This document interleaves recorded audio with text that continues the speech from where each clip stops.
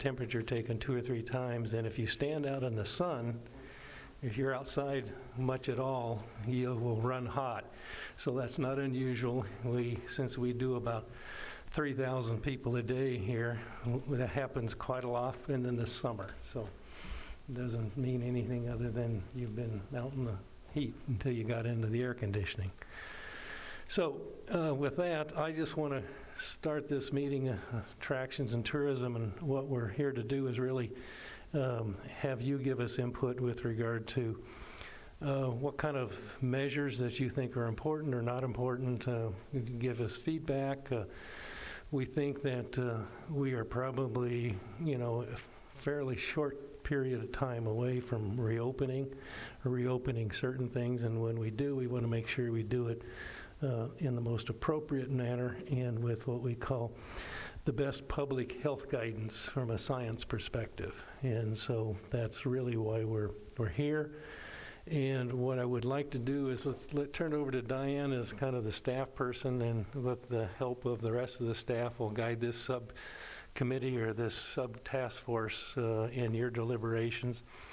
And we've already had the meeting of the restaurant and bars, and yesterday we had the lodging and tourism groups, and so we will have probably 3 or 4 more of these meetings by the end of the week, and then start recapping. And just to give you an example of what we've done with the restaurant group, we heard from them last Thursday. We took all their comments. We then basically reconfigured their comments on what they felt were the best practices associated with reopening, and we just sent that out today. And so I asked that we share that with you, because most all of you have a restaurant, or you have a restaurant component in your operation, so you'll need to see and comply with those restaurant type things. They're not final yet, because we're getting their feedback on the second round. And we'll probably also do what we call a survey with the public. And the first survey we sent out on restaurants had about 7,000 responses. And so in those responses, we're able to govern and measure just how well the public is viewing these activities and whether or not they're comfortable. We asked them to rank them.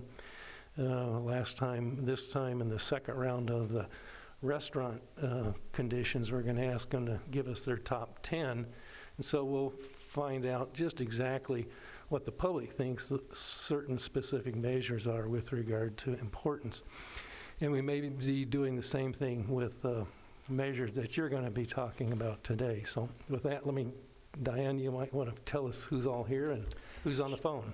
Sure, thank you so much. We have a large group of people who are ready to give their comments today, both here in the boardroom and then also online. We have about 22 people. They represent all aspects of tourism, large, small, ticketed events, sporting events, indoor, outdoor, with restaurants, with animals, with plants. So we have a wide array of things to consider. We'll start with comments inside the room and then move to online. We'll ask you to identify yourself first and then move on to your comments. But first I want to recognize Dr. Garcia with a brief update, very brief on COVID, and then we'll go to comments. We're asking that you also send, if you have not already, your written comments into us. And keep your comments very brief today, 3 to 5 minutes, so we can get an overview, and then we'll be glad to answer additional questions. Dr. Garcia?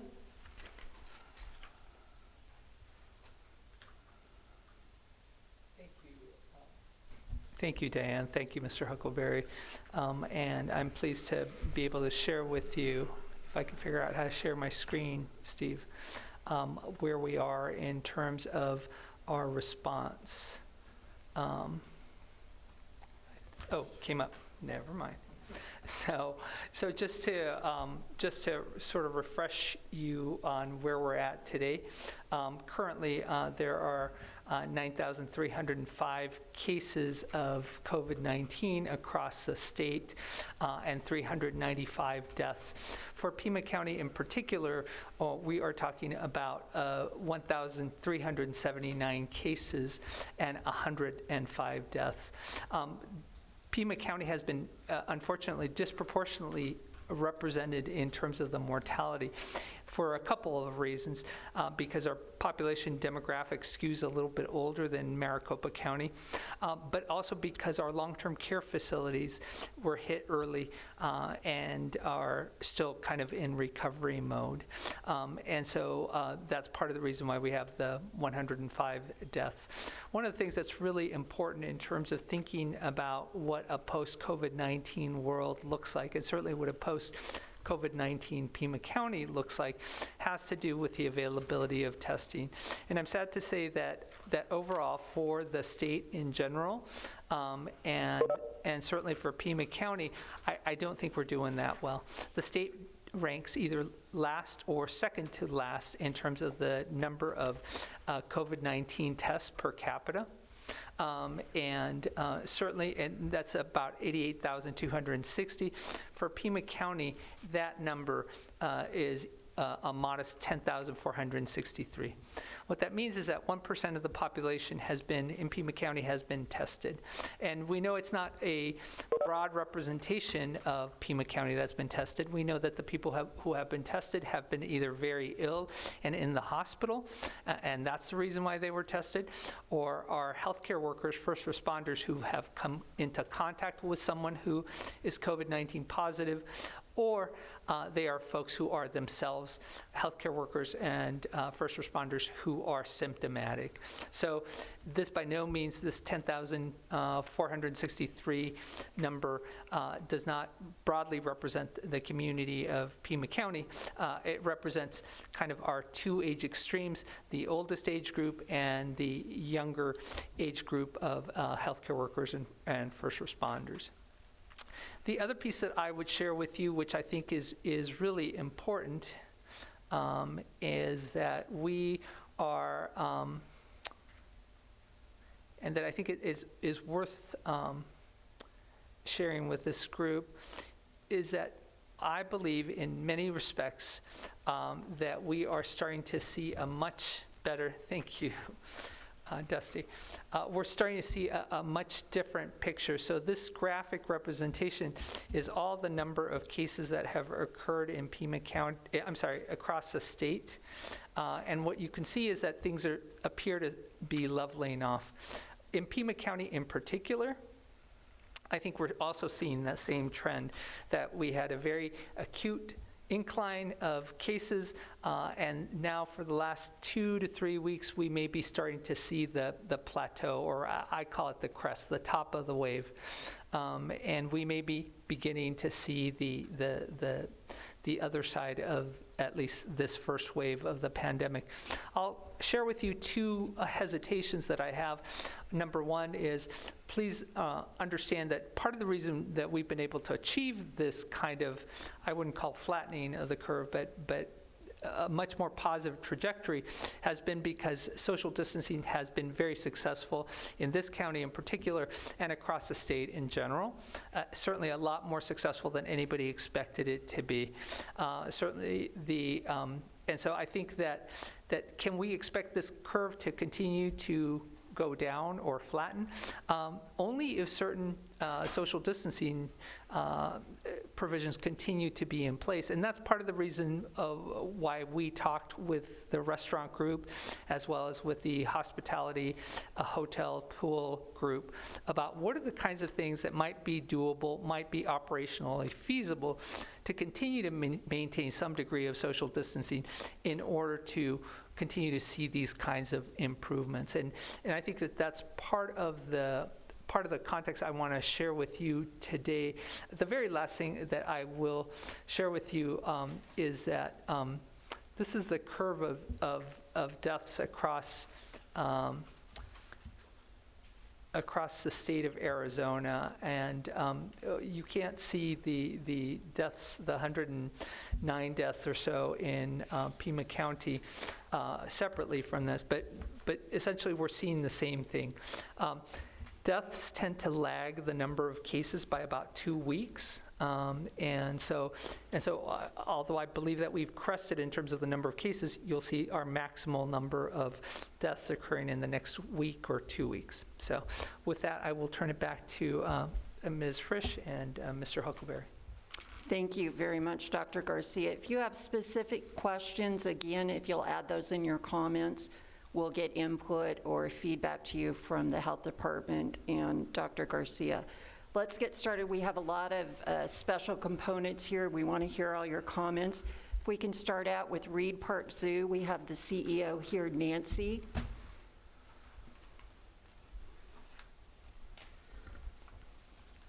Good afternoon. Is that working? Just draw it closer to If you'll you. just pull your mic a little bit closer to you. Okay. There you There, go. that's better? Okay, good. Well, thank you for the opportunity to share our comments. We are definitely looking forward to welcoming our guests back into the zoo, but with a different zoo experience. It will be more of a walkthrough safari type of experience, and without the rides, giraffe feeding, and those type of interactive experiences that will be available when it's safe to do so. We wanted, when we're looking at our concerns are really to make sure that our guests and our staff feel safe, and understanding what those best practices are. One of the first things we were looking at is capacity with baby elephant, baby meerkats. We anticipate a lot of people anxious to come. So we're looking at limiting capacity to maybe 25% of what's normally comfortable to allow social distancing, requiring reservations in advance. Food sales and gift carts, having that again in a way that allows for social distancing, but that is still important, especially in Arizona outdoors with the need for water, sunscreen, and hats to be sold. Access to high-touch items will be taken off, but will be roped off so that people can't access play equipment, rides, statues, those kinds of things. One thing we are not clear about is water fountains. We know access to water when you're outdoors is important, but does that override the safety of having people touching water fountains? So we would be interested to hear what others have to say. Limiting doors that have to be open. We're planning to leave restroom doors open. One question we had is hand sanitizer. It's almost unavailable when we're trying to order it in the quantities that would be needed for our guests. And we would be interested in guidance as to whether emphasizing washing hands in restrooms is sufficient, as long as there's plentiful restrooms and hand washing available. We are requiring staff to wear face coverings and gloves. We're talking about thermal screenings before shifts. That is another item. Is that a best practice? Is that something we should be looking at for staff?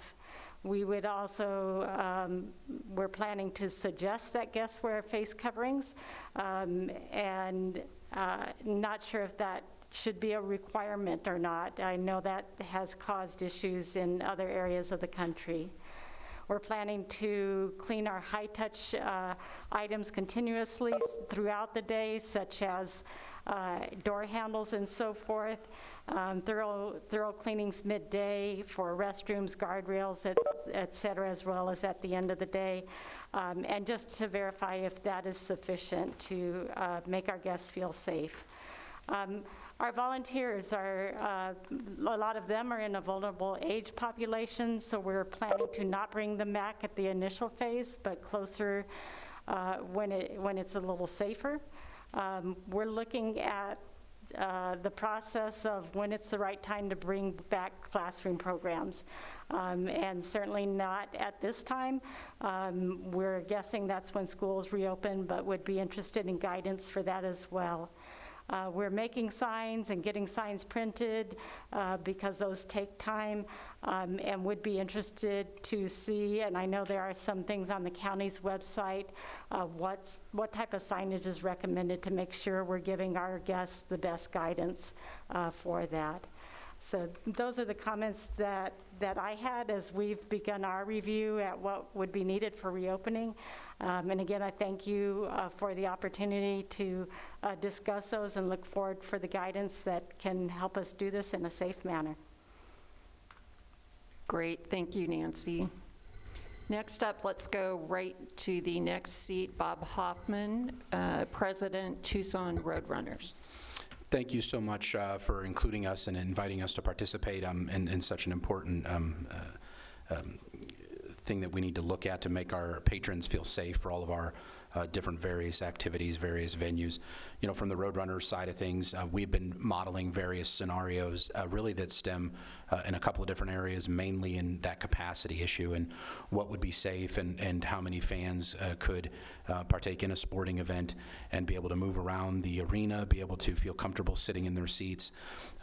Those different models, really, we're fortunate enough that there are so many sports teams around the United States and the world that are all looking at those same issues and looking at various ways to accomplish that safety feature, and also our partnership with the Arizona Coyotes and being able to look to them as well for some of the things that they're looking to address at Gila River Arena up in Maricopa County. ASM as well has been a great partner with us and really a world-class management company that oversees the arena, already putting in place different practices for cleanliness. A venue shield is something that a company that was announced last week that is going to oversee many of those cleanly things and some of the distancing features of the arena as they move on into their different events.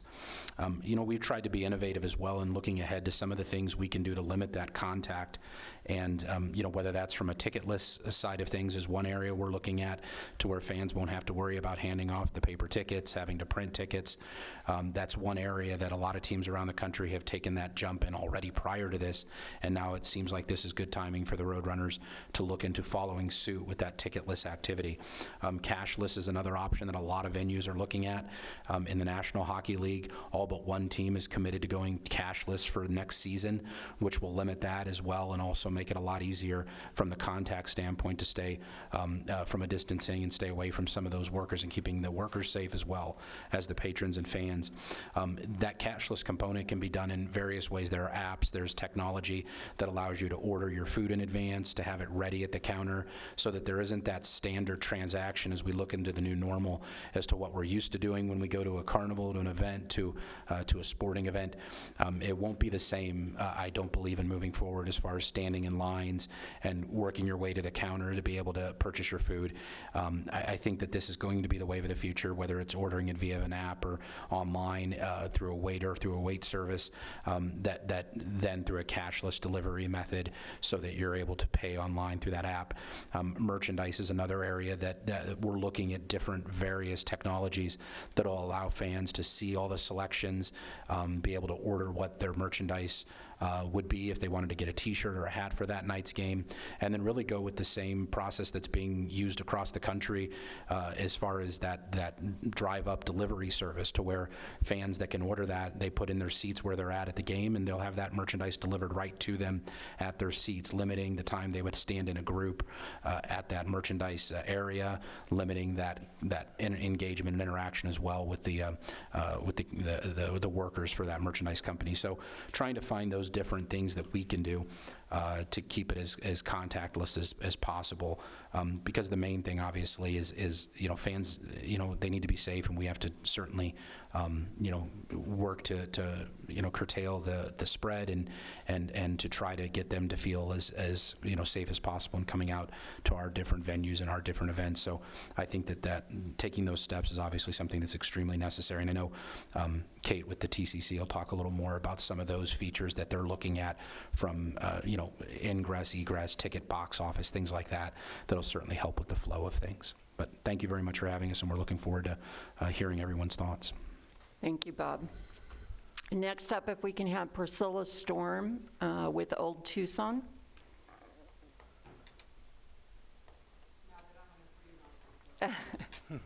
There you go. Put that on. Thanks, Priscilla.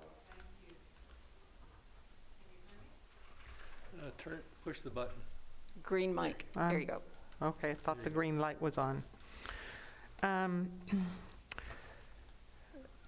Old Tucson is primarily an outdoor facility. So the first comment I want to make is to express appreciation for being allowed to have one of our restaurants provide takeout food.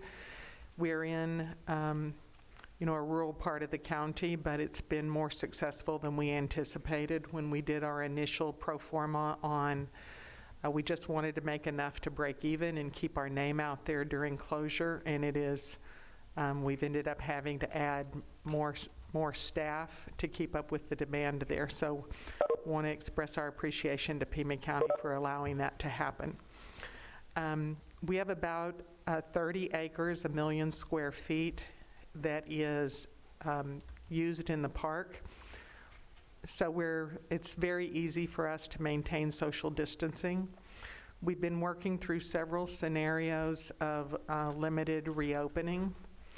Obviously, one of our challenges is financial because of the cost of shuttering a facility that large with that many structures and the cost of maintaining it, and then whatever might be involved with the cost of reopening, particularly as an outdoor venue when we go into the summer, which is not typically when people want to be out and about. So it's our lowest attendance is our opening during the weekends in the summer. So that's a concern for us. How do we continue to stay closed throughout the summer or have a limited reopening when it's a very marginal time of year for us? But what we have done in our scenarios is all of our performances are moved outdoors. All of our outdoor bleachers are marked with this actually 10-foot spacings to allow for the 6-foot social distancing for the outdoor performances. And we have closed most of our restaurants, leaving only 2 of them open in our limited opening scenario. So I think we have a game plan that could work as it relates to what guests would receive. We are in a position to have gloves available for any guest that doesn't have them and wants them.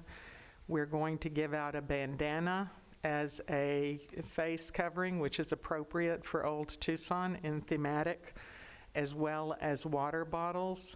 One of our issues that we're wrestling with is restrooms. So the concept that we came up with is just to basically have a 2-person limit in the restroom and have an occupancy card on the outside. So you take one when you walk in and you put it back on another hook when you walk out. But that, our restrooms has been one of the things that we've been concerned about, keeping the social distance spacing. We have marked off our main corridors, and we'll have we're moving the sanitizer out onto the main street. But as we look at limited offerings in the park, we've been wrestling with what's the appropriate admission ticket.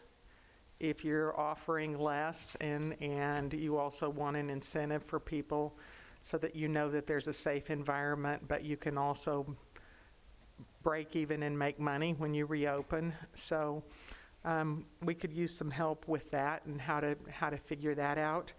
As it relates to things that Pima County might be able to do, certainly any assistance that you have for our nonprofit components as it relates to volunteers for all of us that rely on docents, whether there are high schools that could get credit for volunteering in any way, or college students or those that are not in the more at-risk populations, if we could figure out some kind of collaborative partnership so that we could get more volunteers out there, that would make it more viable for us to open. And the other is assistance with the cost of advertising for advertising our reopening. So I think that's pretty much where we are in terms of the other comments that have been made about how we would be managing high-touch surfaces and transactions and those kinds of things. All of those, we've been studying all of the best practices for attractions and what's being done around the country, so those would obviously be implemented too. Great, thank you, Priscilla. Curtis McCrae, Rialto Theater. Thank you, Ms. Fish, and thank you, Mr. Huckleberry and Dr. Garcia for Is your mic on? Green light? the green light is on, but no one is home. How about now? There we go. Thank you and good afternoon. I had submitted a rather large list of questions. I have seemingly nothing but questions. And I'll try to be as concise as possible here in this discussion. But starting with the criteria of phasing the physical distancing restrictions, my first question is that for most of these criteria, they have not been met. And I don't see how we're any closer to meeting them, in particular when it comes to testing. As Dr. Garcia said, we are, as a state, either last or second to last in tests per capita, and we haven't even begun to talk about contact tracing in light of that, and how we are going to increase that number, or how tests will become more readily available for people, because that seems to me to be the crux of safely reopening us. If we know that we have the wave under control and can sort of put out the smaller fires as they arise. The other question that I had related to that is under the guidelines for phase one, which seem to be pretty consistent with what the Trump administration recommendations were, there doesn't appear to be a distinction based on capacity, with the exception of bars. Bars are to remain closed, regardless of whether it's a 1,000 capacity nightclub or a 25 capacity wine bar. And to me, that seems a little odd, given that those types of facilities are so very different from each other. But it mentions churches, restaurants, theaters, sporting venues. The gamut of capacity in that list of venues that can open under phase one is also vast. You have the Tucson Arena at one end with 8,000 plus capacity, and a small restaurant on 4th Avenue that holds 20 people. So I guess I'd like to understand a little better what the guidance will be like, and maybe it's just a matter of wherever you can appropriately maintain physical distancing. But in particular with testing, I'd like to know what the plans are and how the testing capacity is going to ramp up and where these tests are going to come from. Subsequently, are there any plans for contact tracing once the testing level is sufficient that we can say with any certainty that people that need tests have gotten them? Will there be any PPP equipment made available to businesses that are going to be reopening, or will we have to fend for ourselves in obtaining those things for staff members or for patrons who might not arrive with them but be willing to put them in place? Let's see. How will the distancing enforcement within facilities, as well as other strictures, be enforced by Pima County or by the City of Tucson? How will that be monitored? What will compliance look like if it comes to, say, for example, our 1,300 capacity Rialto Theater? We're advised that the capacity should be cut in half.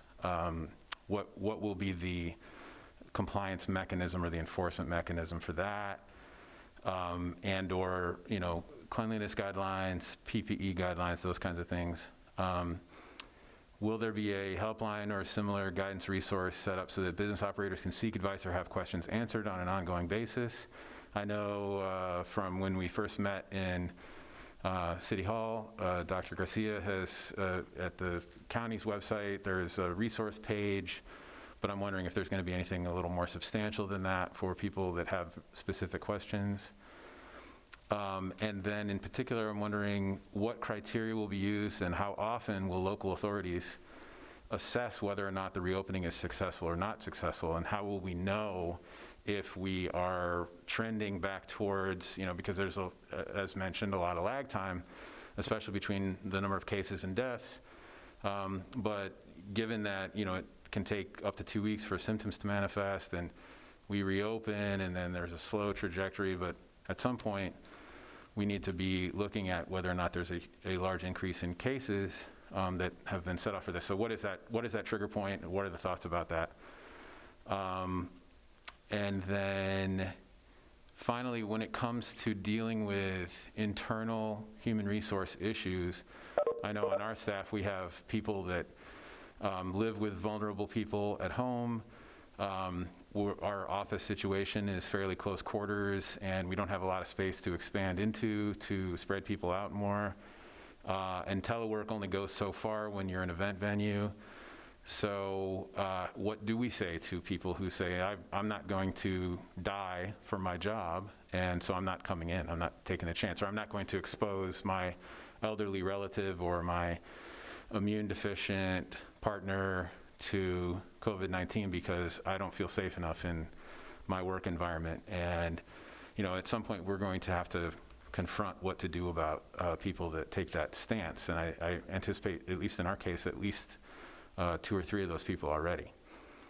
So those are big questions that I have. And I think our circumstance is a little different than other places to the extent that, and similarly to Kate at the TCC, we're kind of dependent on the larger industry in terms of touring schedule and things like that, and this is not something you can start and stop on a dime. There needs to be lots of lead time. So whether or not we're clear to open, there's not going to be any shows until the fall at the soonest. And so if we have a circumstance where it's like we're clear to open, we try to do some things, and then it results in like, oh, guess what? There's another outbreak that's happened. We need to lock down again. Then that could kind of be the death knell for us. So I just want to be, as understand as much as possible in making the decision about what we in particular do. Thank you. Great, thank you, Curtis. Kate Calhoun with Tucson Convention Center. Yes, good afternoon. Thank you for having me. As a couple of folks have alluded to the Tucson Arena, we do have the Tucson Arena, we have the Tucson Music Hall, Leo Rich Theater, and then we do have over 200,000 square feet of meeting space. We host close to 350 events annually, and since mid-March, regretfully, we've not had an event. All of our staff, including our leadership team, has been subject to furlough. We are really looking forward to opening the doors to our work family, to our clients, and to the community. And in the meantime, I think our participation in this Pima County Back to Business Task Force and following direction from our leaders at the City of Tucson, it's critical for us to develop a plan where we can instill the highest level of confidence possible when we open up the doors to our staff, our clients, and our talent, and our guests. As Bob had alluded to, our management company, ASM Global, has over 300 facilities worldwide, and we are launching a new program. It's called Venue Shield. This will be launched officially when we reopen our facility post this COVID-19 crisis. Venue Shield includes the best practices for keeping the facilities clean and certified that the highest standards for the safety and health of our staff and our customers are being addressed. We can't successfully launch this program without the confidence and the support of our community and our leadership team, Pima County and City of Tucson. Tucson Convention Center has been communicating with our clients to reschedule events and prepare to reopen our doors in the near future. Some of these events are as soon as June 12th, if able, and some of them are in the fall. As Curtis alluded to, most of our touring shows have rescheduled to the fall time. the questions that we have, most important is how long are we going to expect the government to limit capacities? We've got several shows coming up. We have American Shows, which is a trade show that's scheduled in June. I spoke with Sam Kayak with Jim Click Automotive. They'd like to have a car sale in June. And then we also have my alma mater's graduation, South Point Catholic High School. They've booked August 5th in the arena, so how are we going to open the exhibit halls or an event in the arena? And our team has been working frantically to identify ways and best practices to do that. But our questions really have to do with the capacity numbers and how do we assess those numbers and be able to pass those on to our clients. Thank you. Thank you. Anybody else in the room, or we'll move to the phones? We have quite a large contingent on the phones. And let me say, we will, we're taking notes up here for your questions, and we'll try and get to them, but let's get through all the comments first. Let's move to the phones, and if we can go to Adriana with Arts Foundation of Southern Arizona.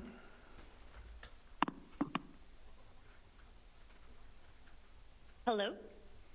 We've got you, Ariana. Go ahead. Oh, great. Good afternoon, everyone. Thank you so much for inviting the Arts Foundation to participate in this very important conversation. I have, please excuse any gaps in my knowledge at this point, since I've been in the position for the last, for almost 30 days now. However, I'm working quickly to know the needs of our communities.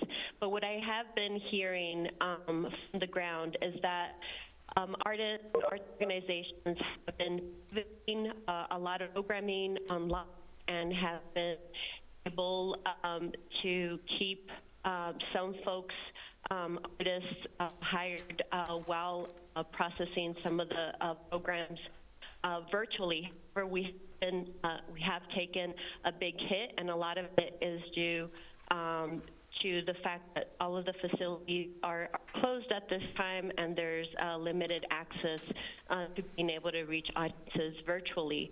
I'd like to echo some of the sentiments that have been brought up by colleagues in terms of what does it mean to be able to invite families and children and others, and all of our communities into spaces in ways that are safe for them, safe for the families of our employees, and also in a way that will help our communities continue to grow and thrive in spite of the pandemic. So I think some of the questions that do come firsthand is what do we know about going into the reopening process? What are the expectations that the rates of infection will stay minimized? And what has history told us in terms of how to be cautionary as we enter this phase, specifically so that the relapse is not more dangerous to our constituents than the actual first phase of the pandemic. So I think that it will be really important for our spaces, our facilities, to have all of the essential equipment needed to protect staff and to protect our visitors as they enter these spaces. There are ways in which programming may be able to be pivoted in ways that minimize the amount of people that can enter a space. But when we're talking about theaters, we're talking about museums where there's a lot of interactive activity, where there are opportunities for people to interact with each other. We need to be thinking very differently about how those artistic experiences take place in those venues. I echo what my colleagues are saying in terms of what would what kind of safety supplies will we be able to issue to all of our venues? Protective equipment, hand sanitizers. We can get very creative in terms of making an experience out of wearing protective gear. Of course, if anything, the arts do help us provide this by reinventing not just create we interpret this, but also in a way that we can adopt certain behaviors and still maintain a healthy outlook so that we can imagine these things a little differently. So those are some things that come up to mind at this moment. I will be happy to share some more questions and some more insights in following the call. And I do appreciate this time to be able to share with our colleagues what's on our mind, and also from everybody as I continue to transition into this position. Thank you. Thank you so much. What a rough start for a new executive director, but she's here and on board.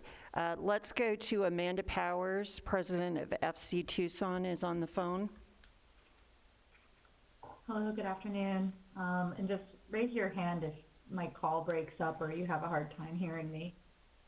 Thank you for inviting me to this panel. I too moved here recently in January by way of New Mexico, and this has been an interesting journey. We launched ticket sales for our season, which runs from March through October, on March 11th, and then the next day on March 12th had to suspend our season.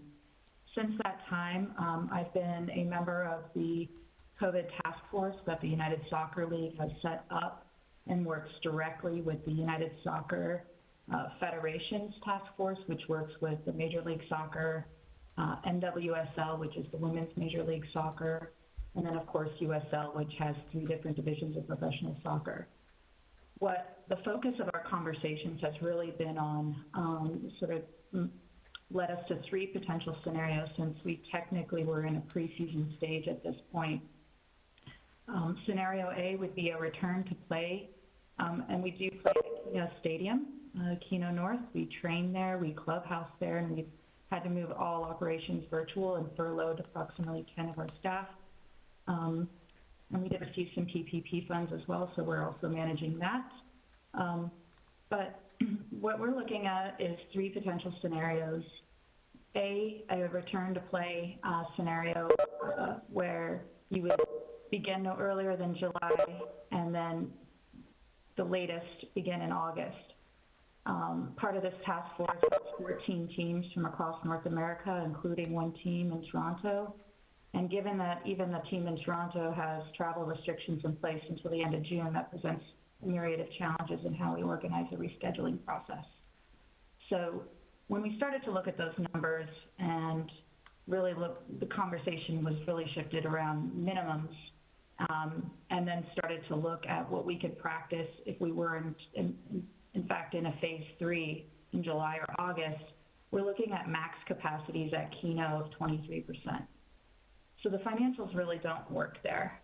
The second step that we're looking at would be a potential World Cup style play behind closed doors. We do have contracts with ESPN. This is confidential information, of course. But the idea would be that we could attract upwards of 30 teams here to Tucson, and we would bring in 2 different divisions of play and host either at the Keno North and Keno South facility. Of course, maintaining medical protocols are in place. That's what we call a pod system, and we could maybe host something like that here this summer, even though we might not be in phase 3, and just work towards the medical guidelines that we're all trying to figure out right now.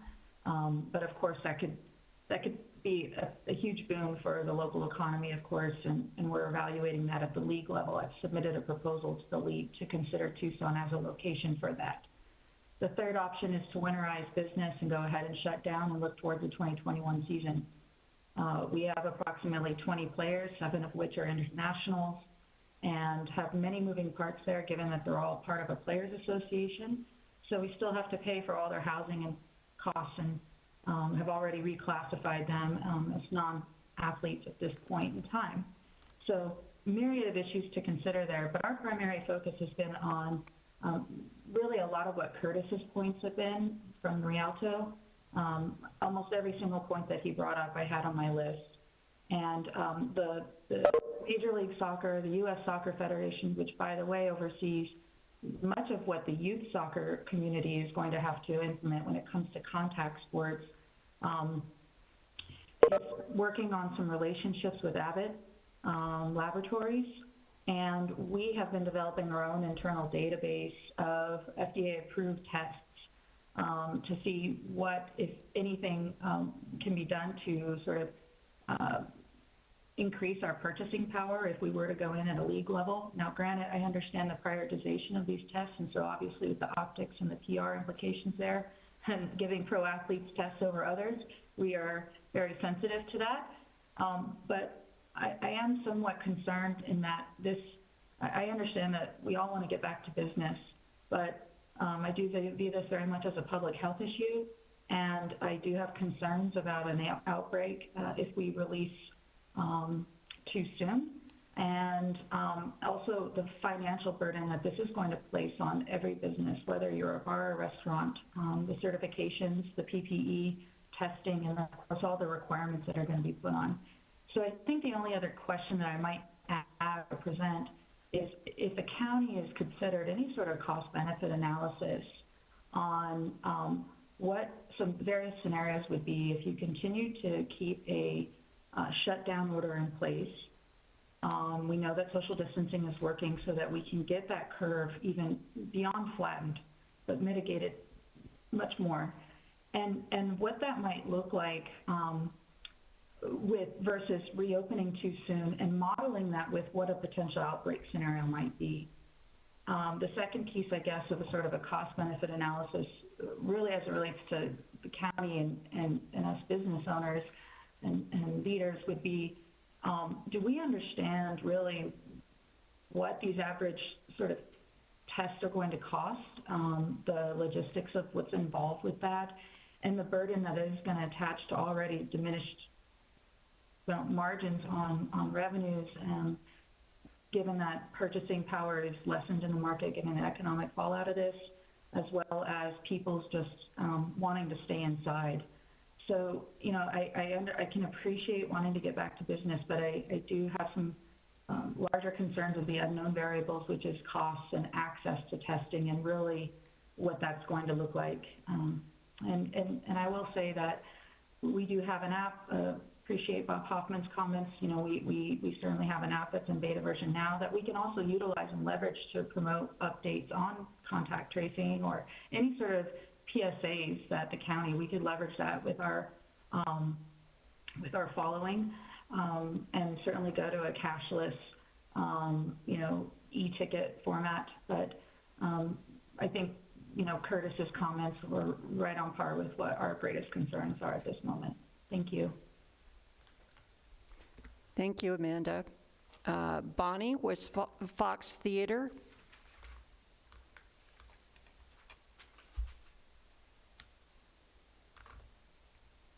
Are you there, Bonnie?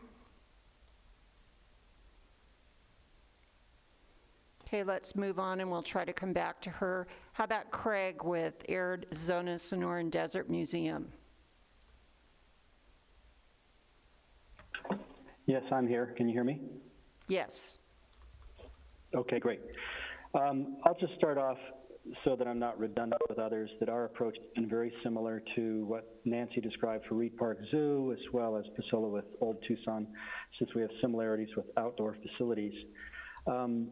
I also submitted a relatively long list of questions focusing on governance, reopening criteria, safety guidelines, as well as a question about the future. And Amanda just kind of touched on that one as well. But I'm hoping those questions are all being considered as you go through this, so I don't want to repeat them. I would like to pose maybe one or two other questions that came up since I wrote those yesterday. And one of them relates to employee temperature checks For us, we've recognized there's challenging logistics on who actually does that, how often they're done, where it's implemented, et cetera. But beyond that, one staff member mentioned that it creates a common contact person, that if that individual happens to be an asymptomatic carrier, you potentially are exposing others to it while you're trying to avoid exposure. So I guess that's a question that I would pose mostly to Dr. Garcia to see what are best practices, and also knowing that we, of course, aren't capturing asymptomatic carriers and people can come in with fever that's not related to COVID.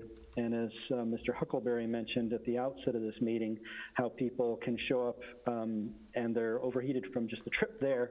So where are we putting those people so that we don't wind up with somebody that maybe is a COVID carrier being placed with other people? So that's kind of a subgroup of questions that came up for us today. And then I heard somebody else mention the question about volunteers versus staff. That's also a question for us. We all have a lot of volunteers that fall into riskier subgroups of population. But I guess I'm wondering, beyond whether those individuals fall into a higher risk group, should we view volunteers versus paid staff in a different way when it comes to the intelligence of having them come out regardless of age? So aside from that, certainly hoping that the rest of the questions are there. If there's any questions or comments from me, I'd be happy to field those. Thanks, Craig. It looks like Bonnie's back, Fox Theater. Can we go back to Bonnie? Are you there, Bonnie?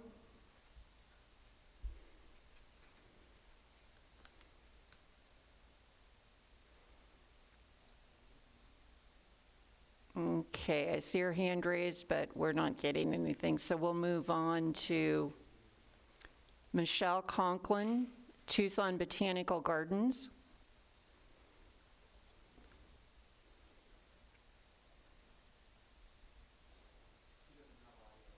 She doesn't have audio. How about Peggy Johnson with The Loft? Hi, can you hear me? Hi, Peggy. Hello? Chuck is nodding, so I guess that's a good sign. Hi, thank you so much for the opportunity to be a participant today. I echo pretty much what everybody else has said, especially Curtis really summed up our concerns about PPE, about monitoring and enforcement. Also, testing. I mean, it just seems like we have, as testing, it seems like in a lot of places as they get more tests, they get more cases because they're testing more and therefore getting more information. I personally know somebody who's got the symptoms and was told to stay home and self-quarantine, but was not able to get a test and was not able to go to a hospital. So when you hear those kinds of things from people that you know, it's worrisome. In terms of the Loft Cinema, we are tentatively planning to open in July, at some point during the month of July. In the meantime, we've been offering streaming and some events and various creative offerings to our patrons that we've been working with distributors and other art houses on. But right now, we're softly thinking about reopening in July. Most of the new films are not scheduled to open now till fall. They've moved all the big releases. They've either decided to open them on streaming or push them back to fall. So we have one film that's opening in July, which is Christopher Nolan's Tenet, which is, he's very committed to the theatrical experience and he really wants it to be seen in theaters. He has not moved the date of July 21st. And the reason this is relevant to Loft is because it's available on 70 millimeter, and we're the only 70 millimeter theater, either in the state or certainly in southern Arizona. So that we think that that's a good goal. We're thinking about things like having the first shows of the day be for older people. So like the stores that open early for older shoppers. It tends to be who comes to those first shows anyways, but it's something that we're thinking about. We've done mapping of our theaters to put pairs of seats together with 6 feet around them, and we've come up with a pretty small number of seats in our main theater. Excuse me, we have 370 seats, and we believe we will only be able to seat 77 people in order to maintain the distance requirement. And we will be selling those seats reserved, we think. And we won't be doing any events, we'll just be showing films. We plan to take the temperature of our staff with those no-touch thermometers, and don't know about taking the temperature of customers, and we wonder if other people have. I know that airlines are doing that to some degree in other places, but I don't know what the reaction of patrons will be if we ask to be able to take their temperature. We also don't know whether we can ask them to wear face masks, require them to wear face masks in designated areas like the lobby or restrooms. And I think by July, things probably will be a lot clearer, I hope, and there's more testing and all of that. So we have a little bit of time, but those are some of the things that we have been worried about. Also, I guess we're looking for those, the charts that Dr. Garcia showed. I guess we're looking for those criteria to be met rather than, I mean, there's still quite a few that are not met. And so we're hoping that, you know, the state and the county take a very careful view of reopening things until those criteria are better met. We also wondered about, is there a controlled set of best practices for food handling that will be provided, and if there will be any forums, maybe like this one, of just sharing best practices and experiences as businesses do tend to start to reopen. I guess that's my, so many people have touched on everything, water fountains and all of that. So I think that I just want to echo what everybody has said and just add some specifics about the movie theater industry. But I really do appreciate the opportunity. Thank you. Thank you, Peggy. Let's go to Scott Marchand from Pima Air and Space Museum. Thank you, Diane. Can you hear me okay? Gotcha. Thanks, Scott. Okay, great. Just like to express my gratitude for coming on the committee with you all here and being able to express our situation and concerns. But I'd also like to thank Diane and her staff for being a valuable resource and highly communicative and very empathetic to all the concerns we've had in the last several weeks. We have a great community here in Southern Arizona, and I hope we can all come out of it stronger and better. Many of my colleagues have covered a lot of the concerns that I have already. The only things that have sort of lingered in my head is with respect to, you know, either temperature checking and monitoring for staff and or visitors. Is there any medical liability with that, or is this sort of ad hoc first aid type of stuff? If we are looking at being compelled to monitor visitors, you know, how do you weigh the risk of confrontation? I mean, there was a security guard that was killed in Iowa, I think, yesterday after a confrontation with someone over wearing a mask. You know, what are we able to require of our visitors if we open? Now, having said that, I guess the silver lining from where I sit here, we're a very large open-air venue. We've got 90 acres outside, over 500,000 square feet inside. You know, even if we opened at 10% of our rated occupancy from the fire code, I mean, we wouldn't even be meeting high season numbers for visitor density, and we only have basically a potential choke point at the entrance and egress. So I think we're in a good position to absorb patrons that are willing to come. Equally, you know, by the time Easter finishes here, you know, we're heading into the doldrums for our visitation. Our visitation is largely out of region visitors. So my concerns are more long range, I guess. You know, how does the next visitor season look?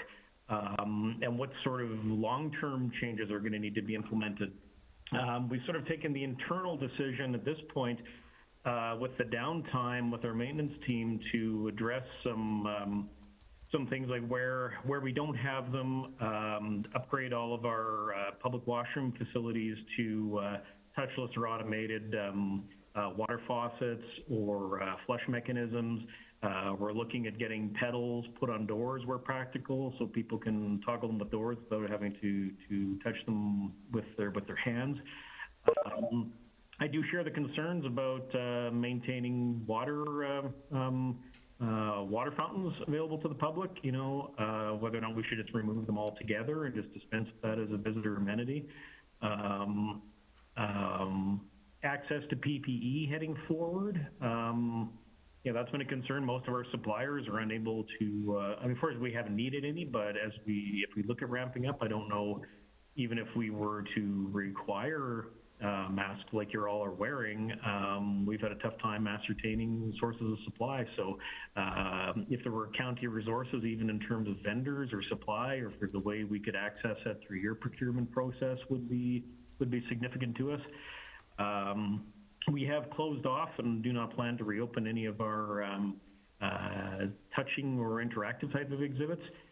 Most of our visitation tends to be sort of old-fashioned museum style, read and look type of things. There's not a high level of touch here. We have also taken the decision that we're not going to bring our volunteers back until at least the new year in the public spaces, just because they do tend to heavily skew into the vulnerable category. A lot of them have expressed concern about not being able or wanting to come back, and sort of being torn with wanting to support us but not willing to jeopardize themselves. So we've taken the decision just to remove that question mark from and assess it as we head forward. We're expecting a long, slow climb out of this. We're heavily dependent on our visitation and revenues for supporting what we do. We've been fortunate that over the past several years we've been able to build up our operating reserves, and we do have some donor support. So I think we'll be able to weather this for the indefinite future at a reduced staffing capacity. The only other organization, we also operate the Tight Missile Museum in Green Valley. It's completely shuttered. We're conducting deep long-term maintenance there, but I don't anticipate even considering opening down there until at least October, depending on what the public health guidance is from the city, county, and state and federal levels. It's a fairly confined area. It's almost like visiting a submarine, and our groups are typically 25 people or so, and there's a lot of touching with handrails and close proximity. So we're really uncertain what the best practice and best scenario and best conditions are to reintroducing tours down there. Like even smaller groups still have relatively close proximity. So that's, I guess, that's one of the bigger unfortunate casualties of our organization right now. But like I say, I'm concerned with how we all come out of this and collectively how we can put our best face forward. And when business does start to normalize, how we, as a region, indicate to the wider region in the world that we're still here for them. And that wraps up my comments. Thank you. Thank you, Scott. Let's try back Michelle Conklin with Tucson Botanical Gardens.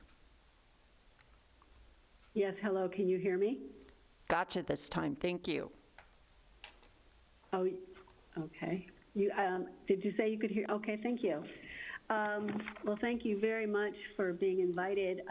My colleagues have all asked all of the questions that we had on our list as well, and I really do want to express my gratitude to them for being such great friends and colleagues and sharing resources. While we really look forward to reopening, this is not easy, and we want to ensure that we can reopen our garden safely and we're given adequate time and resources to do so. Right now, we're reviewing all of our capital costs needed to maintain an adequate level of operations, as well as looking forward to the capital needs that we'll need to reopen, including we're going to be building a new small admission building so we can ensure a one-way out and one-way in process. In the gardens, we're developing one-way circulations. We're considering closing down the children's garden, or at least removing those high-touch exhibits. The butterfly and orchid pavilion, sadly, will be closed at least, until we feel comfortable enough and that, we get guidance to reopen it. We'll be removing all the benches in the garden, especially if they can't be disinfected, as well as cafe seating. I don't believe our cafe will be reopening this summer, and I'm not really even sure about the fall as well. We are also looking at the capital needs to institute time ticketing, which is right now in the summer operations, it's a little slow right now, so it's really not quite so paramount that we, work on that. But as we gear up to high season, we know that that's going to be really a key to maintaining social distancing, and in small spaces as the garden is with such intimate garden spaces, we believe that's going to be really important. We're also looking at dynamic ticket pricing because we know that we are not going to be offering the same level of garden experience, but we want to encourage people to spread those things out. So we're really looking for all of the resources that it may need to institute all of these changes. They may not be available, may not even be financially feasible. So we're also exploring alternatives as well and looking for available resources and partnerships.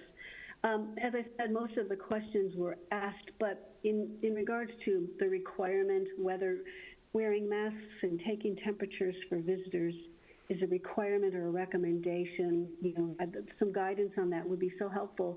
And I know that some of my colleagues in other states have also received very dynamic visitor pushback on those required protocols. So I'm wondering if TPD or the county would have the ability or resources to help just provide some de-escalation training for our frontline staff who may have to deal with visitors who refuse to comply with anything that is mandated. But anyway, thank you so much, and I think we will come out stronger through all of this. Thank you, Michelle. Let's go back and try Bonnie at Fox Theater. Bonnie, are you there?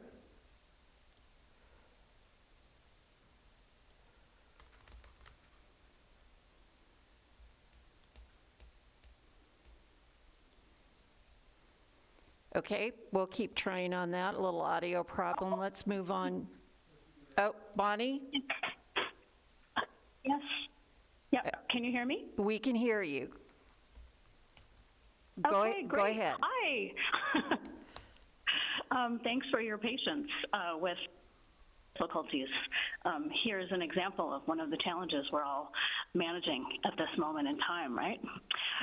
So thanks for including the Fox Tucson in this really important conversation. I want to echo what everyone has said. These are all issues that are in our thinking at the Fox.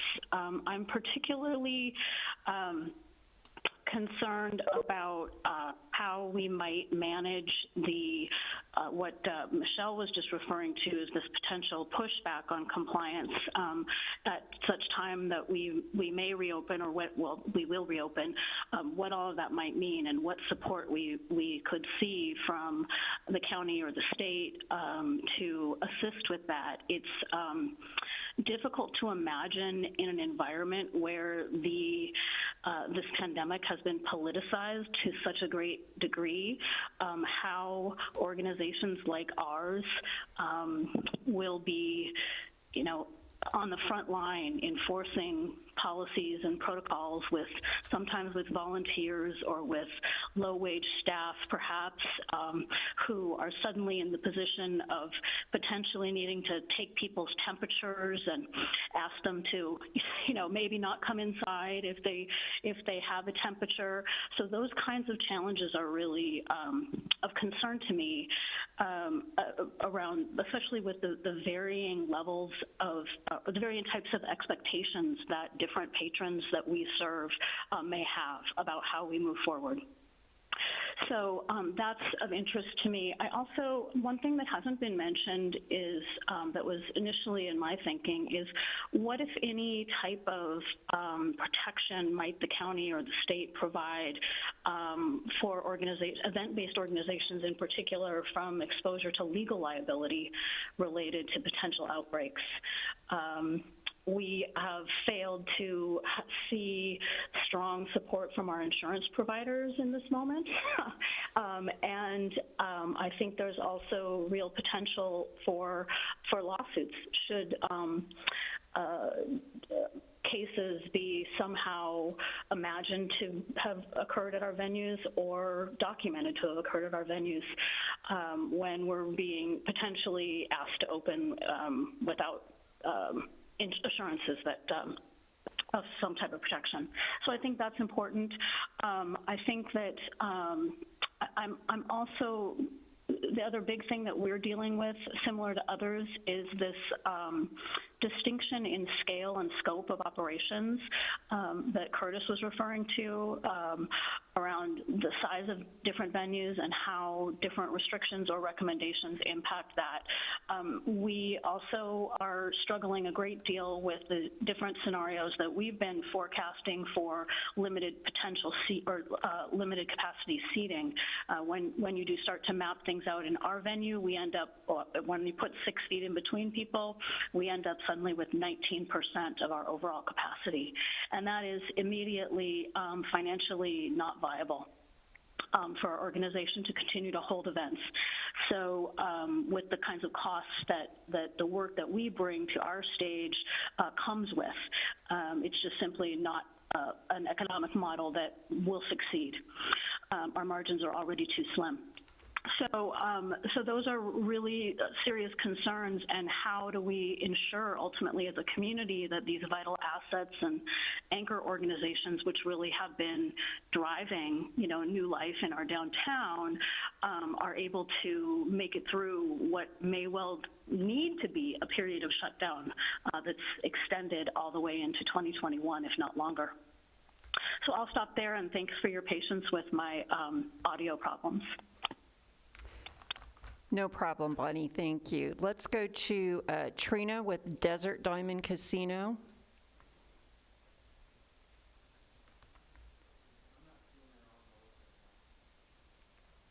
Okay, then let's go to Vanessa with Visit Tucson. Hi, can you hear me? Yes. Excellent. Thank you, and apologies, I missed the first 30 minutes. Brent and I are tag teaming between multiple meetings.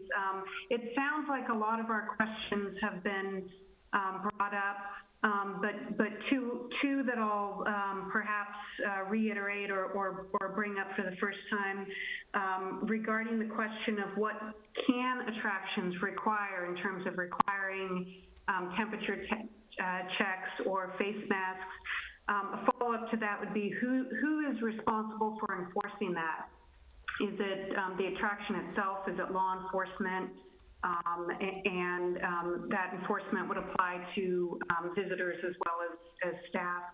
And then the second question would be related to the health and safety and cleanliness requirements and guidelines that were being used for restaurants. How are those guidelines being applied to the food and beverage operations at the various attractions? Are they the same guidelines? Do they have different guidelines? We have a list of some additional questions that it sounds like they've been asked by the various participants on the call, but I'll make sure that we get this list sent to you if Brent hasn't already sent it over. Thank you, Diane. Thanks. Let's go back. I think Trina's back. Trina, are you there? With Desert Diamond?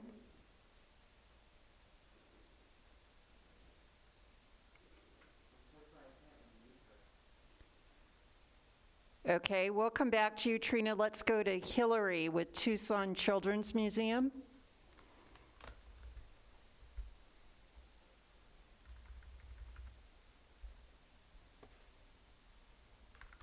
Can you unmute Hillary? Hello? Hello? Is it working? It is. All right, great. Thank you for including me. I do want to reiterate what all our colleagues are saying. I think that we just would like to have a united front. I know that many of us have expressed similar concerns, and I don't need to repeat what everyone has said. Two points that I think that might bear a little consideration are the Children's Museum is actually going into our busiest time of year. This is when families are at home and they're been cooped up like never before, and we're trying very hard to think of creative ways to allow them to come to the museum, even if it's just to the courtyard, even if it's just to the outdoor space, and have outdoor activities.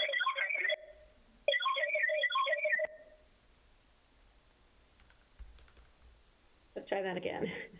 Try it again, Hillary. The concerns that we have is how to expand our programming outside, and how do we safely do that. We're a member of the Association of Children's Museums and Association of Science and Technology Centers, and of course, all museums around the country are going through the same analysis, and the same concerns are being raised, and how to safely reopen to the public is, of course, all of our concern. What we want to consider in everything we're doing when we can safely reopen is how are we reaching marginalized audiences? How are we reaching people who can't access virtual ticket purchasing and don't necessarily have even more limited resources than they did before? What's our capacity to make sure that we can ensure accessibility for the whole community and not just those that can afford it? Thank you, Hillary. Can we try Ms. Michelle Hatch at Casino del Sol? Michelle? Good afternoon. Can you hear me okay? Yes. Gotcha. Thank you so much. No worries. So obviously a lot of people have shared what components they're incorporating into possible reopening and timelines. We at the moment are currently looking at a potential May 15th reopening. As someone else had mentioned, it's not going to be the entire property or all of our components. Golf is already open with some changes within how that is run, but I think most of the golf courses were able to stay open. We closed for about a month and then reopened. We're looking at changes within scheduling, when possible, of course, work from home days, reconfiguration of office space. We are going to be requiring employees to wear masks. We're changing how our operation runs from a spacing component, not only for the restaurants, but also how we set up banquets. So obviously in our catering space, we have a lot of banquets that happen, usually rounds of 10. We'll be going to rounds of 6 whenever possible. Our buffet is closing. We're limiting some restaurant hours. And we're actually having a conference call on Friday with all the directors to kind of go over some of the other social distancing items. I don't necessarily have any questions for the group. I just really appreciate everyone's feedback and have been able to take some really good notes to share with the rest of my staff on Friday as we continue to go down the list of items and how we can change operations in order to best serve not only our guests, but also our employees as well. I know some people have spoken about how to handle employees, their safety, their concerns, and I think everyone has different tolerance levels, whether it's employees or guests. From the beginning, some people immediately went to wearing gloves and masks, and some people didn't. Everyone has a different level of concern and comfortability, and I think we just all need to work towards trying to get into a happy medium and protecting people, but also servicing all the clients and guests and making back to business happen. Thank you, Michelle. How about Danetta at Tucson Airport Authority? Hi, can you hear me? We can. Oh, great. I wasn't sure if I was on mute still. Thank you for inviting me to the call. As most of you know, the airport is a critical infrastructure, so we have not closed. It's business as usual for us as far as maintaining the facility, although we have adopted kind of a teleworking practice for those of us that can work from home. Generally, the administration is about at 50-50. Some are in the airport, I'm at the airport now, or at home. The people that have to maintain the facility, our airfield, and the infrastructure, obviously, and police and fire, they're here. So what we've done for those that are here is we have required the use of masks. We've provided masks to all of our employees, and we've also provided them instructions on if they want to make their own masks. The CDC has some wonderful information if you want to do that. But more importantly, from the passenger and customer side of things and our tenants, as you all know, the airline and airport industry has been hit hard, just like every other industry across the world. Right now, we're at about 95% of our traffic is gone. So what that means is we've gone from seeing maybe 7,000 to 8,000 passengers per day to hundreds of passengers a day. So we have closed down several of the restaurant facilities because the operators, can't sustain that type of operation. We are offering rent relief and deferral to the airlines, to the rental car agencies, and the concessionaires. Fortunately, airports were contained in the CARES Act, and we received authorization for $22.6 million. And how that works is it's treated as a grant. And so what we do is we spend the money on whatever is necessary, and then we turn in our receipts and documentation to the FAA, and then they'll reimburse us, very much like we manage projects. CARES Act comes with some caveats, obviously the same caveats that we always sign off on, and it has to be used for the airport. The other thing is if things get a little rough and we have to consider any kind of personnel changes, we are not permitted to reduce our staff to lower than 90% of what it is on the day that we signed the document. And right now, we don't plan on any reductions, but we don't know how long everything will last. Really depends on the airlines. We meet with them regularly. I'm in contact with corporate all the time. It's too soon to tell you what to expect. Right now, the airlines aren't committing to any type of percentage to restore service, which makes it really challenging for us because we're trying to figure out how to budget for next year. And we budget on employment, revenues, and then our operating expenses. So we can't even do a zero-based budget because we don't even know where zero is right now. We know how much it costs to manage our facility, that's for sure, but we don't know how much revenue will be coming in from the airlines. So we're building a number of budget scenarios, and hopefully before our budget is due, which is September, we'll have a good feel from the airlines as to how far they'll be coming back. One thing to expect, though, especially for the people that are in the attractions, our service is not going to be the same.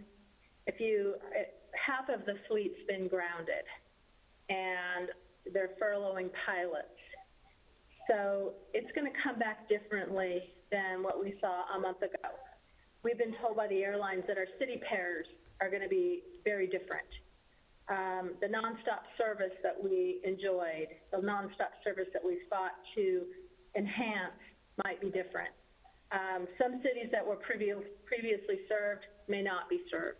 So again, I just say that we'll still do everything we can to encourage the airlines to restore air service completely, and they have to under the CARES Act because they've accepted money too, but only for a certain duration. So it's going to be a little interesting. I'm not sure what the new normal or the new reality is going to be like, but of course it's our goal to restore all the service that we lost.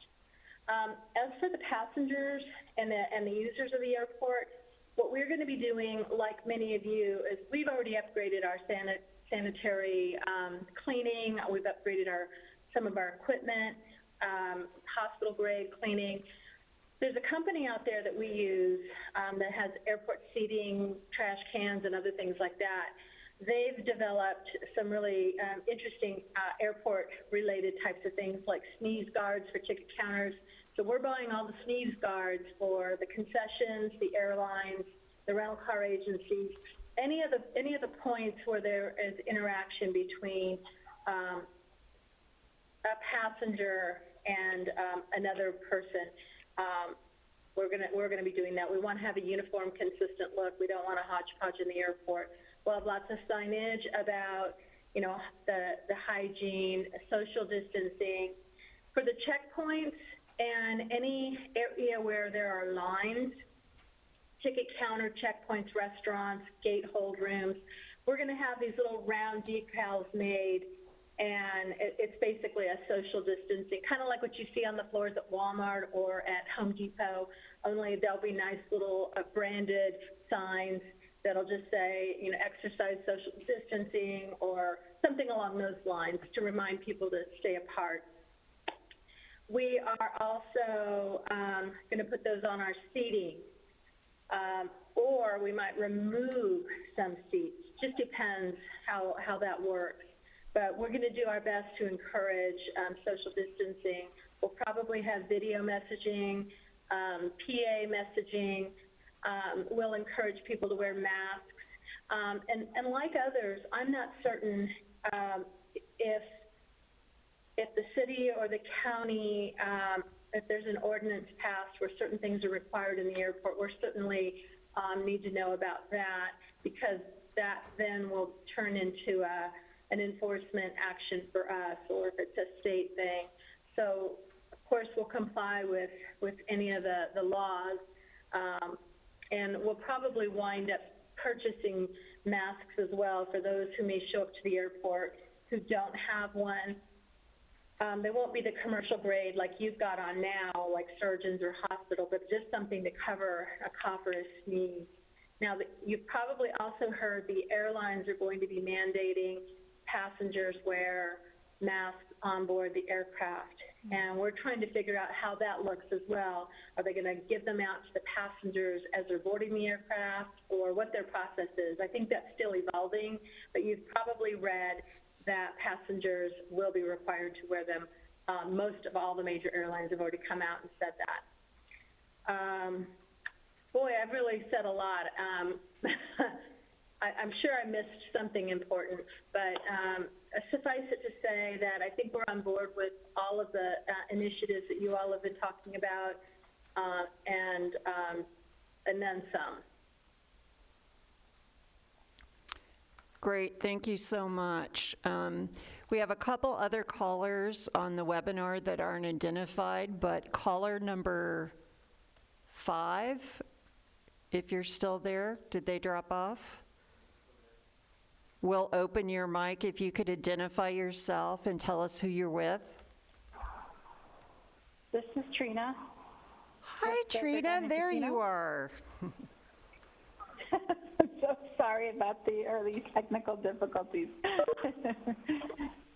But thank you. I just wanted to say thank you for including us on this this call. We're so appreciative of all the information that's already been shared. There's a lot of good information that's been shared. The casino has extended our closure to May 15, and that all depends, because we report to the nation on what the nation does with the chairman does with his executive orders. And so we are doing some preparedness, readiness for our operations, which include making sure that we abide by the 6 feet, which will impact our operation, and we won't be able to operate 100%. So that means not operating all of our food and beverage outlets, not operating a lot of the amenities that we have, but still having the open doors. We will be requiring our team members to wear masks and providing those for our team members. We will have some available for our guests, but there's still a lot of unknowns on how we will do temperatures, masks, gloves, everything. In terms of PPE, we have increased the sanitizing all of the areas where the public comes in contact with not only each other, but there's touch points on the slot machines. We're also looking into sneeze guards. So a lot of the information that has already been said is what we are doing and looking into. So we just want to be able to ensure that there is safety for our guests, that we abide by all the regulatory requirements that come along with operating the casino and the jurisdictions, which includes the Tohono Nation. So thank you again for including me on this call, and I look forward to see how our community moves forward together in the future. Thank you, Trina. Let's go caller number 7. If you'll identify yourself, your mic is open.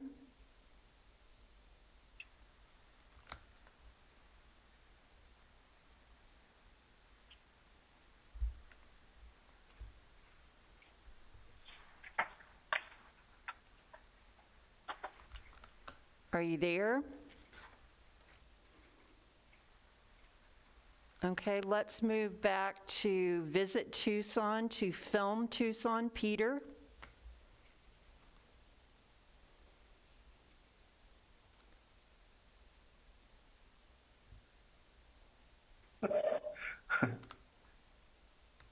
Can you guys hear me? Yes, if you'll identify yourself, please. Yes, this is Peter Calinoti, Director of Film Tucson. Thanks for having us here. Great, thank you. Go ahead. We've been working with Matthew Earl Jones with the State Film Office and giving input into how we allow filming to move forward in a post-pandemic world. The thinking seems to be right now that it would be a number of safeguards in place, limiting the number of crew and actors, making things a little bit more sparse in that regard, making it mandatory that a medic is on set to take temperatures of cast and crew as they arrive and possibly even as they exit, making sure that there's safeguards to wipe down all equipment and props and sets to sterilize everything and make sure that everything's clean and ready to go before everyone arrives and after everyone leaves. Those are some of the guidelines we're working on right now. There'll be some other things coming in regarding production insurance, which is not something I can really speak to. It has to do with how much a funding source wants to get into contributing dollars to a production that isn't insured for potential COVID-related illness. That's something I'm letting our insurance experts speak to, but we're working on all the other things in place, getting things in place, and we're actually already getting a number of inquiries from film production companies wondering when Arizona will be ready to open for business. So I know it's something that's happening. We just have to sort of get the go-ahead and make sure that we have all the safety measures in place. If anyone has any questions about any of that.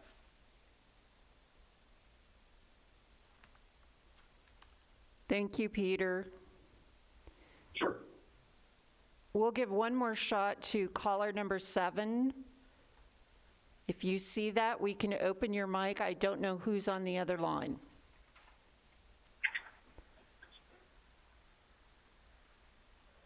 Call-in user 7.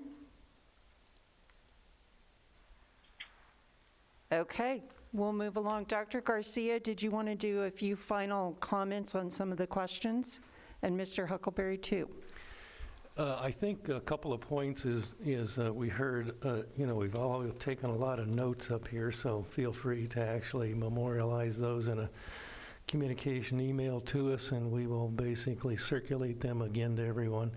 But I think a couple of points is, one, I don't think we envision any type of temperature checks of patrons or mask.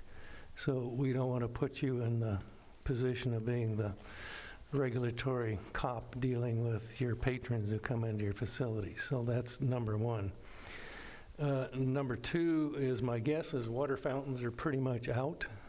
So that's something that I don't think we had given a great deal of thought, but given the fact that you can't sterilize them between users, it's probably better that they not be used. So we heard that. Temperature checking, you've got to be a little careful, and all we have ever envisioned is that it be a quality control on your employees or perhaps even your vendors who might come into the facility. And it's really something that obviously if you're an outdoor venue, you should be careful, because in the hot summer months you're going to have a lot of false readings. But if you have a controlled environment where you're air conditioning and you let people cool off, it's probably a fairly good practice. Again, I don't know if there'll be any requirements, but I do know we can pretty much rule out temperature checks and masks for patrons. With that, I think there was a lot of questions on the whole issue of testing and difference between various testing that's out there today, and it's evolving almost on a daily basis. If I give typically a weekly report update to the Board of Supervisors, gave one today. If you go to our webpage, which is pima.gov, and go to County Administrator, and under there you can look at communications with the board, you can get much more detail, more than you'd ever want to know about testing and what's occurring. But so that information is available too in that format. And I think some of the medical questions are better answered by Dr. Garcia. Thank you, Mr. Huckleberry.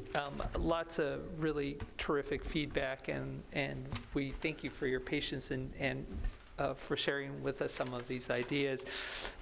We are all making this up as we go along. Nationally, when we discuss this issue with our colleagues at the Centers for Disease Control, at the State Health Department, in other large jurisdictions, and most in best contact with New York City, for instance, and the County of Los Angeles and Maricopa County. These are really tough issues that all of us are dealing with. And I wish I could tell you that we will have good evidence for everything that we end up recommending. I think we have the best available evidence for some of the things that we're talking about, but certainly not there haven't been randomized controlled trials for many of these things. I will share with you a couple of things. And that is the question that comes up in terms of our ability to do contact tracing. And although I think initially I was very worried about our ability to do adequate contact tracing, I can tell you that now we have approximately 20 to 25 staff people and volunteers and students that are all dedicated to that function. Actually, the volunteers and students are on top of the 20 or so staff. So I think that we are feeling like we're going to be pretty good on the contact tracing issue. The issue that is hard is the testing issue, right? So when you get a test, when you go to the doctor or you go to the drive-in COVID testing area, they put a swab in the back of your oropharynx or your nasopharynx, and they send it off to the lab. That lab then sends your doctor, and ostensibly and subsequently you get contacted by that lab with that result. That can be a lag of about 2 to 7 days, depending on where they sent it. That information does not get back to the state or the county health department until much later than that. We are not the first recipients of that information. And therefore, for us, one of the real concerns is how can we, as quickly as possible, once that disclosure has been made to us, take an action to do that follow-up. And that does represent a very real logistical challenge. Realize that the information that is shared by the lab with the state is just your name, your date of birth. If we're lucky, we might get a address or a phone number. More typically, the only other pieces of information that we get are the ordering provider and the facility. So there's a lot of detective work that happens in an effort to ascertain who that individual is and how we may contact her or him. And we are getting better at it every single day, but it is a tough challenge. And part of the reason why we are not able to act immediately when Mrs. X gets a call from her doctor's office saying that she's got COVID-19 and she's wondering why she hasn't heard from the health department. Well, we may not hear about it for 2 to 12 days. So it will take that long for us to start that process. The other part that I want to sort of share with you that I think is an important thing to sort of keep in the back of your mind. What we've seen across the country, and what we've seen, certainly the experience in the state of Arizona, has been that when we set very clear expectations with the general public, with your patrons, about what socially acceptable behavior is in public venues, we actually have gotten a fair amount of pretty decent compliance. And so it's all about setting that expectation and sending out very, very clear messages. And so I think that messaging, including signage that says, you know what, if you're sick or if you have a fever, you need to stay away. If you're older and you're medically compromised, you need to stay away. And I think it needs to be that clear. Our communications department, our health department folks have teamed up trying to develop that kind of messaging, both in social media platforms and in printable documents that I think we can share with you that we're happy to provide you at no cost. The issue with regards to PPE, which is a challenge across our county, which is a challenge on the healthcare workforce side, the public health side, the law enforcement side, and the first responder side, that is a real issue. I don't foresee that we will be able to outfit every single person with a medical grade mask that wants it.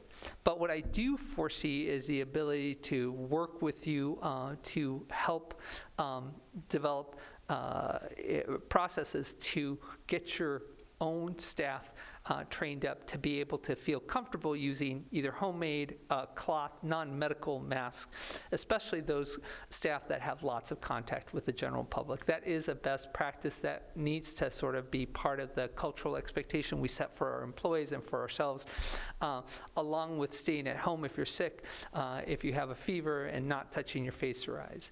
So I think that there's a lot of things that we can do to assist you in making these things happen. With regards to the size of the venues and the size of the gatherings, those prescriptions are coming directly from the wording of the executive order. And I think that would have to change in order to do anything of any meaningful size. The current wording of the executive order says crowds no larger than 10 people. Clearly, that's not going to be an event in any one of your facilities. So we need to sort of keep our eyes on that. The final comment that I will make to you is that the health department and certainly the county has been advocating developing uniform solutions, uniform standards with the state. Unless we're willing to erect boundaries at the edge of the Pima County line, it is not realistic to want to implement things very differently from, say, Maricopa and Pinal counties. It just does not, there's too much social and economic interchange between our communities for us to have different standards. So that is what we've been advocating for. That's what we're hoping to achieve. And that's what we hope to see from the governor's office.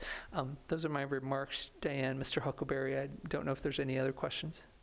Are there any other questions quickly before we close out? Kate? Hi, Dr. Garcia. I just had, I wanted to clarify. You're indicating that the size of the gatherings are from the executive order. Is that from the governor, or is that from CDC, the president?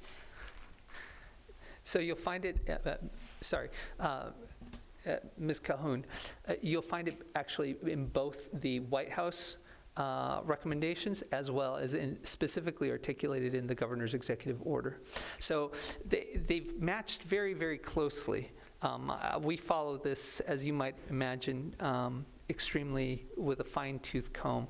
And the wording on the White House Coronavirus Task Force and the wording from the executive